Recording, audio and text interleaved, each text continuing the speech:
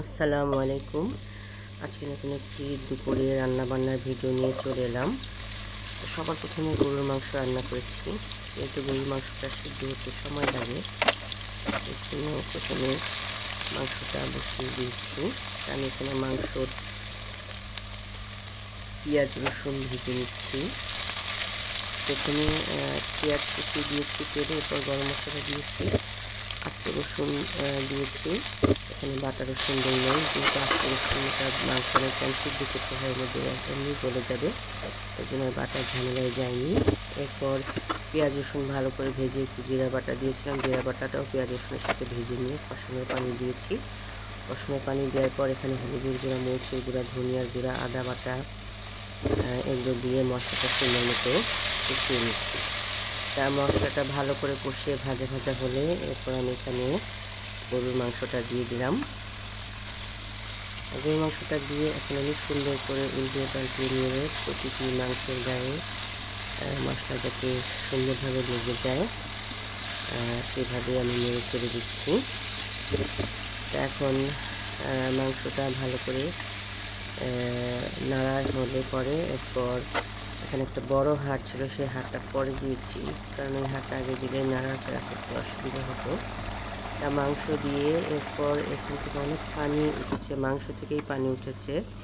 তা আমি ওটা আবার ঢেকে দিয়ে মাংসটাকে ভালো করে কষিয়ে নিচ্ছি এবং মাংসটার পানিটা টেনে যাওয়া পর্যন্ত আমি বারবার ঢাকনা দিয়ে ঢেকে ঢেকে এই মাংসটার পানিটা টানিয়ে নিলাম। এখন মাংসটার পানি একদম শুকিয়ে এসেছে। এখন ভালো করে ভাজা ভাজা করছি।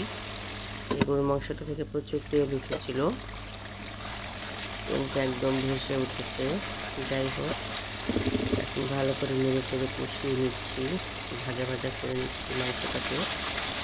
এরপর পাশের চুলায় গরুর মাংসতে গরম পানি দিব, সেই গরম পানিটা করে রেখেছি। মাংসটা কষানো শেষ, এখন গরম পানিটা দিয়ে দিলাম, দিয়ে নেড়ে চেড়ে সুন্দর করে এখন আমি ঢেকে দিলাম। এখন বেশ অনেকটা সময়, আধা ঘন্টার মতো আমি মাংসটা সিদ্ধ করেছি। সিদ্ধ হলে মাংসটা যখন সিদ্ধ হয়ে এসেছে সেই সময় আমি এখানে একটু কাঁচামরিচ দিচ্ছি। রান্না প্রায় কমপ্লিট, এখন শুধু ঝোলের পানিটা টেনে আসলে নামাতে হবে।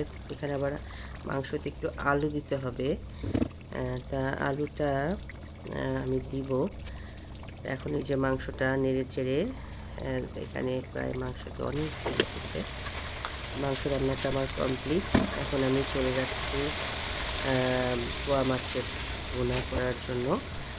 এখানে আমি পোয়া মাছ কেটে দিয়ে পরিষ্কার করে রেখেছিলাম, আর পেঁয়াজটা বাদামি করে ভেজে এরপর এখানে আমি হলুদের গুঁড়া, জিরা বাটা, ধনিয়ার গুঁড়া দিয়ে মশলা সুন্দর করে কষিয়ে মাছটা দিয়েছি। মাছটা দিয়ে এখন মাছটা ভালো করে কষাচ্ছি। তাই মাছটা কষিয়ে কাঁচামরিচ দিয়ে দিলাম। কাঁচামরিচ দিয়ে এরপর আমি মাছের উপরে বেশ অনেকটা ধনিয়া পাতা দিয়ে দিয়েছি। কিছু সামুদ্রিক পোয়া মাছ, এখানে পোয়া মাছের একটা বিশ্রী গন্ধ থাকে, সেটা চলে যাওয়ার জন্য বেশি করে ধনিয়া পাতা দিয়েছি। বেশি ধনিয়া পাতা দিলে পোয়া মাছ খেতে অনেক টেস্টি হয়। এখন পোয়া মাছে আমি ঝোলের পানি যেটা দিয়েছিলাম, সেই ঝোলে মাছটা সিদ্ধ হয়ে মাছটা যখন একদম মাখা মাখা হয়েছে তখন নামিয়ে নিয়েছি। এখন ভাত ডাল রান্না করে নিলাম।